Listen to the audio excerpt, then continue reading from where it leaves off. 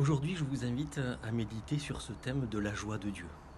Je me suis beaucoup interrogé à savoir, est-ce que c'est vraiment une émotion de Dieu? Je crois plutôt que c'est un de ses attributs profonds. Un attribut, quelque chose qui le qualifie, qu'il veut partager avec nous.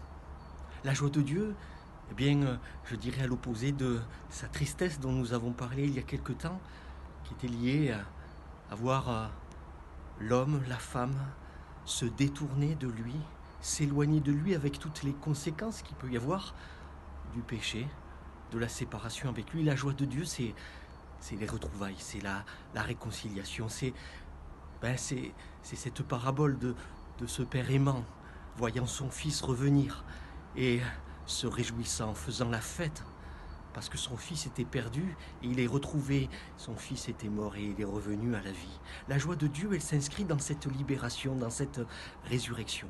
La joie de Dieu, c'est de voir l'homme debout, le voir ressuscité. D'ailleurs, dès que Jésus, le libérateur, vient dans le monde, eh bien, les anges disent aux bergers, cela va être une joie pour le monde entier. Oui, cette joie de Dieu, c'est une joie qui est communicative, c'est une joie qui s'inscrit déjà dans l'être même de Dieu, une joie qu'il veut partager avec son serviteur. Entre dans la joie de ton maître. Mais cette joie, elle est bien plus qu'une émotion. Jésus dira au moment où il va mourir à ses disciples, « Ma joie sera en vous, et cette joie sera parfaite. » C'est une joie qu'il communique même au cœur de la persécution, même dans les situations les plus difficiles. Aux Philippiens, l'apôtre Paul dira « Soyez toujours joyeux ». Je le répète, soyez joyeux. Il s'adressait à une communauté mise à l'épreuve, persécutée. Quelle a été la dernière fois où vous avez reçu une nouvelle telle qu'elle vous a mis en joie au point de danser? De danser. Thomson, un musicien, au moment où la guerre s'est arrêtée, la Seconde Guerre mondiale, a écrit un Alléluia extraordinaire. L'Alléluia de Thomson, il a écrit d'un trait comme ça au moment où justement il apprenait la libération. Imaginez en ce moment que les Ukrainiens apprennent d'un seul coup que la guerre est finie. Quelle joie immense! Quelle joie extraordinaire, quelle paix profonde, une joie qui dépasse toutes les émotions. C'est cette joie que Dieu veut nous communiquer à chacune et à chacun. Il nous a fait passer des ténèbres à son admirable lumière.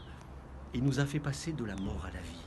Voilà la joie de Pâques, la joie de cette fête que nous partageons et vers laquelle nous nous tournons peu à peu dans ce chemin de Pâques. Entre dans la joie de ton maître.